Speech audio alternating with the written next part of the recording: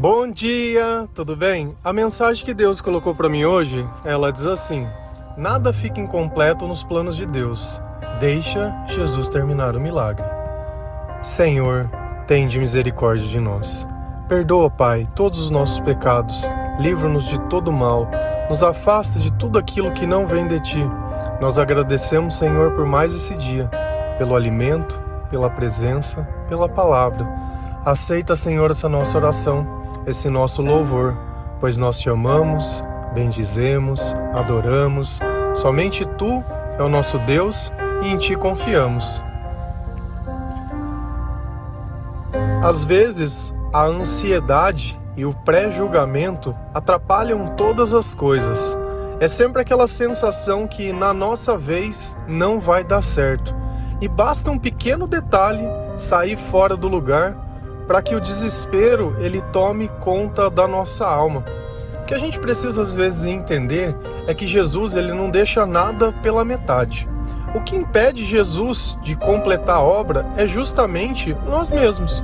A minha falta de fé, a minha falta de compreensão, a minha falta de obediência.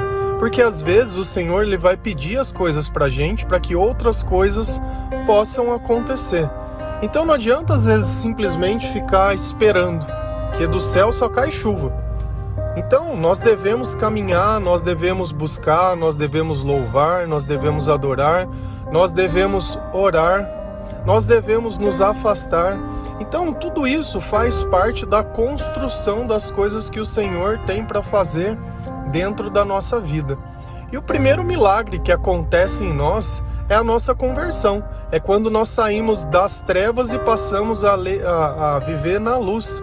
É quando nós começamos a ter um pouco mais de entendimento sobre as coisas que nós sentimos e as coisas que nós vivemos. É quando nós simplesmente abrimos mão da tristeza para começar a poder sentir um pouquinho de felicidade, de paz e tranquilidade. É quando a insegurança dá lugar à confiança. É quando a solidão é preenchida com amor.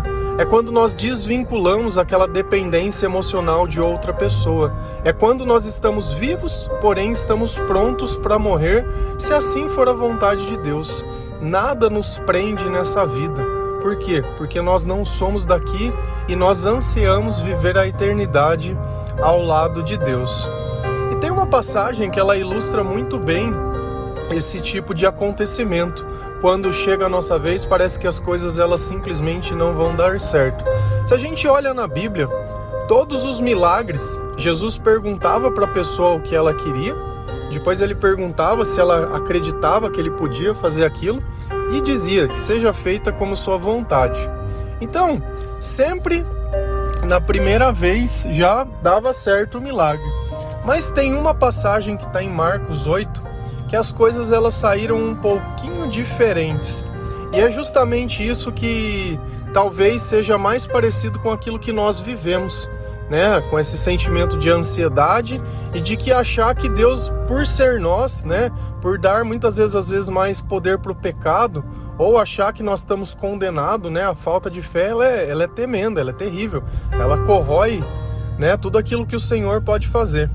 E a passagem está lá em Marcos 8, versículo 23, 24. A palavra do Senhor, ela diz assim: Ele tomou o cego pela mão e o levou para fora do povoado. Depois de cuspir nos olhos do homem e impor-lhes as mãos, Jesus perguntou: Você está vendo alguma coisa? E ele levantou os olhos e disse: Vejo pessoas. Elas parecem árvores andando. A primeira coisa que nós percebemos que foi diferente com essa pessoa é que Jesus não simplesmente teve a conversa com ela, realizou um milagre e saiu. O que Jesus fez? Pegou esse homem que era cego pelas mãos e o levou para fora do povoado. Então teve uma caminhada, teve alguma coisa diferente. E às vezes quando uma coisa sai diferente, nós já vamos começar a nos questionar. Poxa, mas com todo mundo foi de um jeito, por que comigo sempre tem que ser assim? E talvez a gente não note, mas se Jesus segurasse na sua mão e te levasse para algum lugar, você não estaria feliz? Mas às vezes o Senhor Ele segura na nossa mão e, como está fora da nossa imaginação ou fora dos nossos planos, nós simplesmente começamos a desacreditar ou a questionar. Por que comigo não está sendo tão fácil quanto com os outros? Por que os outros cegos simplesmente Ele disse que seja feita a sua vontade e comigo não? Eu tenho que segurar na mão dele, eu tenho que ir lá para fora do povoado. E o que Jesus faz depois? Depois de cuspir nos olhos do homem, você começa a imaginar a cena? Alguém tirou dentro de uma cidade, prometendo que ia te curar. E um pouco a pessoa está cuspindo em você. Então é interessante quando a gente contextualiza. Por quê? Porque às vezes certas coisas vão acontecer que não estão dentro da nossa racionalidade ou daquilo que a gente acha normal. Mas o que é importante? É a cura no final ou a forma que nós fomos curados? Não fez mal para ninguém, não fez nada. E aí ele pergunta para o homem: você está vendo alguma coisa? E ele simplesmente diz: olha, eu vejo pessoas, mas elas parecem árvores. Alguma coisa parece que não saiu bem naquilo. Alguma coisa dentro daquela pessoa não estava permitindo que Jesus atuasse de forma plena, de forma convicta. Isso está registrado exatamente. Será que isso tira a credibilidade de Jesus? Ou será que o milagre ele depende muito mais de nós do que propriamente de Deus? É a nossa fé que constrói o milagre, é a nossa fé que dá poder e autoridade para que esse Espírito ele possa realizar em nós aquilo que ninguém mais pode. O milagre é o encurtamento do tempo, é o abreviado. É aquilo que de repente demoraria anos ou talvez nem se acontecesse, acontecendo instantaneamente. Cada vez que você está atribulado e ora, um milagre acontece. É o milagre da paz, é o milagre do Espírito estar tranquilo. E nem sempre nós temos esse entendimento e nem sempre nós percebemos isso acontecendo em nossa vida. Mas e aí? Se fosse com você já iria começar a achar que não teria milagre, que Jesus ia ficar te curar pela metade? Será que a tua vida não está que nem esse homem cego, que hoje você olha para as pessoas e vê árvores? Será que ainda você não está conseguindo ver as coisas tudo distorcidas? Nem sempre a primeira oportunidade que aparece, ela está pronta. Nem sempre que a comida cheira, se você for fazer um arroz ou alguma comida, você sente o cheiro de cebola, de alho e óleo, de repente fritando na panela, aquele cheiro gostoso, isso não indica que a comida está pronta. Então nem sempre o primeiro instante, nem sempre a primeira escolha ou a primeira oportunidade é a oportunidade certa. E a gente continua lendo, Marcos 8:25. Mais uma vez, Jesus colocou as mãos sobre os olhos do homem. Então seus olhos foram abertos e a sua vista lhe foi restaurada e ele via tudo claramente. Será que quando ele viu as pessoas como árvores, ele começou a acreditar da forma certa e quando Jesus tocou nele novamente, o milagre pôde acontecer? Talvez que na sua vida não seja isso que esteja precisando, que Jesus toque novamente a sua vida. Porque da primeira vez, de repente ele tocou, mas você ficou se comparando com outras pessoas. E é interessante que após essa cura ele fala assim: olha, vai para tua casa, não volta para o povoado. Jesus ele sempre está dando instruções e nem sempre ele diz por quê. Você poderia me perguntar, mas por que ele não pode voltar no povoado? Não sei. Foi simplesmente o que ele pediu. Deus às vezes ele está mais medindo a nossa obediência do que propriamente a razão das coisas que ele pede. Porque para ele é mais importante a obediência que o entendimento. O importante para nós não é que nós entendemos, mas que nós podemos servir aquele que nos pediu. Nós não somos servos? Você é o quê? Como você se tipifica? Você precisa se colocar na posição de servo porque nós temos um Senhor que governa a nossa vida. E os humilhados, eles serão exaltados. É aquele que se faz pequeno que Deus olha grande. É aquele que consegue obedecer uma coisa ainda que não entenda, sem questionar. Quantas vezes alguém não pede as coisas para nós ficamos questionando porque nós não queremos fazer ou colocando desculpa para não fazer. Cara, se você não consegue servir a Deus, que é o Criador, você vai servir para quem? Pro diabo? Talvez é a posição que nós nos colocamos em nossa vida. É sempre melhor você se colocar numa posição inferior, porque se for injusto, Deus vai te colocar no lugar certo, do que eu simplesmente engrandecer a mim mesmo achando que os outros são inferiores. tudo que eu posso julgar pelos outros passa. Uma pessoa que é rica pode ficar pobre, uma pessoa que é pobre pode ficar rica, uma pessoa que é bonita pode ficar feia, uma pessoa que está saudável hoje, amanhã pode ficar doente, uma pessoa que está doente pode se curar. Então a gente transita pelos opostos, mas que Deus ele seja tudo em todos os lados que nós pudermos viver e que em cada coisa nós temos um aprendizado, principalmente na dificuldade, porque a dificuldade é o momento que nós seguramos a mão do Senhor e na prosperidade é o momento que nós não soltamos. Esse é o ponto em questão. Não adianta a gente prosperar e depois largar e viver nesse efeito sanfona de tenho, não tenho. Toda vez que alguém coloca alguma coisa no teu caminho e você tropeça, é porque justamente você não está no caminho certo. Você estava procurando alguma coisa para tropeçar, porque o caminho do Senhor ele é reto e é estreito.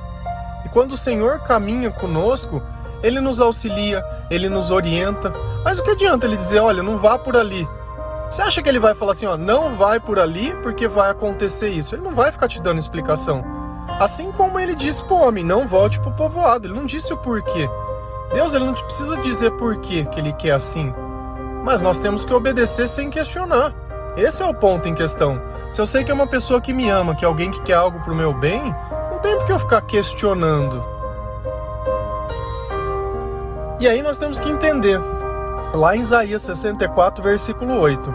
Contudo, Senhor, Tu és o nosso Pai, nós somos o barro, Tu és o oleiro. Todos nós somos obras das Tuas mãos. Deus fez tudo, todas as coisas. Por mais que às vezes você não entenda, você é barro, você é nada. Deus não fala que Ele tirou nós do pó? Quando a gente morre, a gente não volta pro pó. O que dá a diferença de um barro para nós?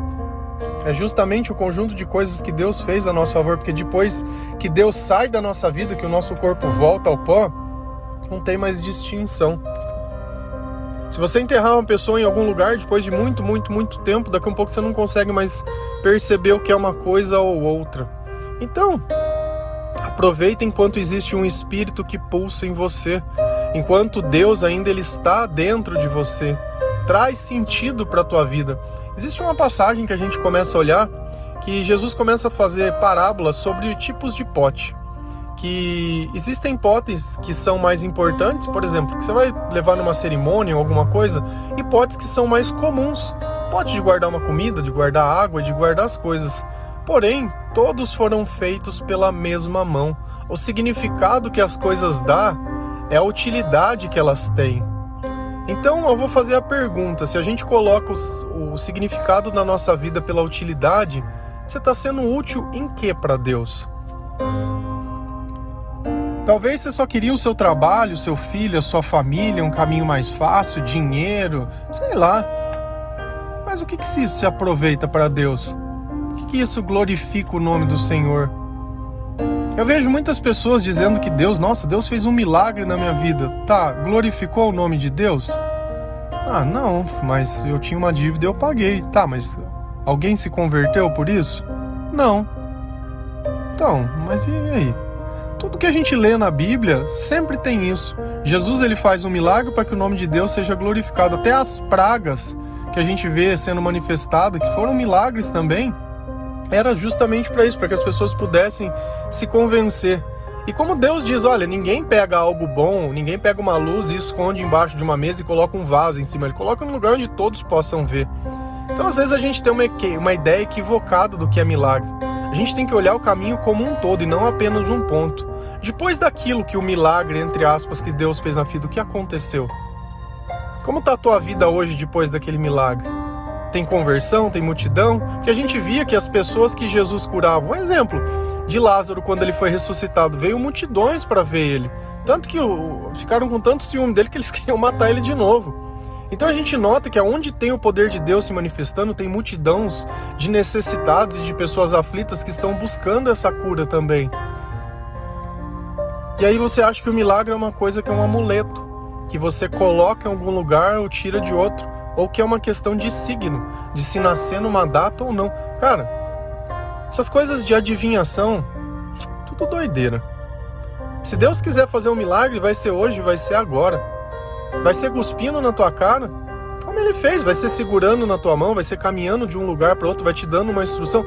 Meu Deus, ele é livre para fazer o que ele quer. A questão é, você tem obediência para fazer o que ele quer ou você vai querer entender o que ele está fazendo? Se o teu entendimento fosse capaz de salvar, você já tinha te salvado.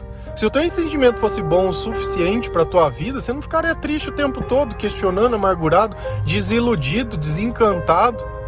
Não julgaria todas as pessoas como iguais. E aí? E aí a culpa é sempre a dos outros, nunca é nossa?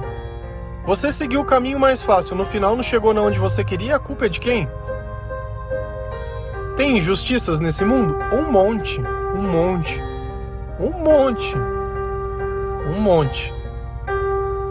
Mas nós sabemos quem é cada um. O problema é quando eu acho que o mal tem que me fazer bem porque de alguma forma ele me deve alguma coisa por questão de tempo. Isso é mais doido ainda. O mal, ele é mal. Você quer ver uma pessoa corromper o coração dele? Coloca dinheiro, ganância, herança, família. Deus, ele fala que as piores pessoas serão as pessoas da nossa própria casa. E aí? Ah, não, mas eu não concordo. O problema é seu, eu não tô te pedindo a tua opinião. Isso é o que está na palavra de Deus. E é como eu disse, ou a gente aceita e obedece, ou questiona e vive com o diabo, à vontade. À vontade. A tua vida é uma soma das tuas escolhas. Como está a tua vida hoje? Como está o teu comportamento hoje? Como é a tua diversão? Quando chega sexta-feira, você tem vontade do quê? De se divertir? Como é a sua diversão? É se entorpecendo? É bebendo mais que o necessário? É tendo ressaca? Como que é? Gastando dinheiro? Como que é a coisa? Como funciona? Aqueles que estão com Jesus não têm necessidade de nada disso. Não precisa. E não é uma tentação. Por quê? Porque na nossa alma não tem sentido esse tipo de comportamento. As nossas vontades são guiadas pelas nossas crenças. Quando eu não acredito em nada, eu vivo como todo mundo. E esse mundo jaz no maligno. Então você acha que o diabo ele vai fazer o que na minha vida? Ele vai me conduzir por caminhos cada vez piores.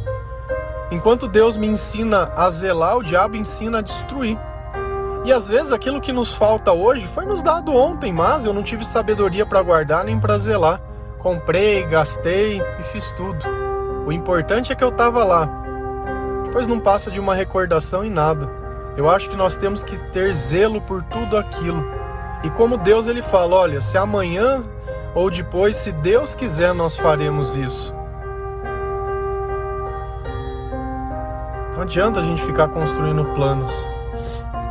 Talvez a tua vida hoje ela esteja incompleta. Então deixa Jesus ele voltar. Deixa Jesus ouvir de você. E ele está te perguntando, o que você está vendo? E o homem disse a verdade. Eu estou vendo pessoas que se parecem árvores. Talvez hoje a gente vê pessoas que não se parecem com pessoas. E Jesus disse, olha, o amor de muitos vai esfriar mesmo. Talvez sejam isso que vocês estejam vendo. E às vezes a gente fica se questionando, nossa, por que todo mundo é assim? Por que ninguém é igual eu? Porque você costuma ver as partes boas e descartar as partes ruins. Mas nos outros você vê simplesmente as partes ruins e descarta as partes boas. Talvez nem tenha parte boa. Não sei. Tudo depende do quanto Deus tem em cada um. Porque a bondade não é uma escolha. Sempre que eu tento fazer bondade é para impressionar alguém de alguma forma, a não ser que seja por Deus. Aí Deus ele me ensina e me pede as coisas mesmo que eu não entenda. Olha, ajude tal pessoa, faça isso, faça aquilo. Você quer entender o que é amor? É quando você vê que a pessoa ela não pode retribuir aquilo que ela recebeu.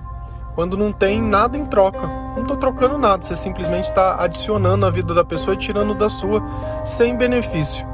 Sem nem ao menos um obrigado. Quantos milagres a gente não viu dessa forma? E tem muitas pessoas que elas começaram a caminhadas, que muitas vezes elas estão dentro de uma igreja, que já conhece o Senhor faz muito tempo, mas não lê a palavra. E aí não consegue entender que Deus falou, sai do povoado, tira essa imagem de dentro da tua casa, para com essas maluquices de ficar dando coisa de comida. Esse dinheiro que você fica dando não tem nada a ver. Para de ficar atrás de prosperidade, para de coisa. Eu quero muito mais o amor que o sacrifício. Mas não conhece nada. E aí? Aí fica lá vendo pessoas como árvores, vendo aquela religião distorcida e achando que é cristão. Eu, graças a Deus, eu sou cristão, não sou católico, não sou evangélico, não sou protestante, sou adventista, eu sou cristão. Me contento estar sobre a autoridade do Senhor. Pessoas não, o Senhor. Acima, o Senhor, Deus sobre todas as coisas. E com isso eu não estou querendo destruir a igreja nem nada. Mas é a minha fé, é o que mudou a minha vida, é o que eu vejo transformando a vida de outras pessoas. E às vezes o nome de Cristo ele é pichado por tudo quanto é lado, por causa dessas denominações. Pessoas que envergonham, que não pregam a palavra genuína, mas distorcem. Por quê? Para satisfazer os próprios interesses. E Jesus disse, olha, vão ter falsos mestres. Conhecerei a árvore pelos frutos. Pode uma árvore ruim dar frutos bons? Não. Pode de uma fonte doce sair água salgada? Não. Então é isso que a gente tem que olhar, se a religião que eu sigo tem mudado a minha vida, ou isso que eu falo para você parece distante, esse milagre. Você está enxergando as coisas completamente? Está em paz, está tranquila? Está sem medo? Está sem tribulação? E aí? Então nós precisamos nos aperfeiçoar. Eu não estou falando me sigam, eu estou dizendo sigam a Jesus. Ah, mas Jesus, o nome que está acima de todo nome, o nome que todo joelho e toda língua confessará e se dobrará. O nome é esse. Quer orar? Jesus. Quer relacionar? Jesus. Quer falar que acredita em alguma coisa? Jesus. Quer resumir tudo? Amar Deus sobre todas as coisas. O resto é intimidade e vivência. Vai passando. Amém? Nada fica incompleto nos planos de Deus. Deixa Jesus terminar o milagre em sua vida.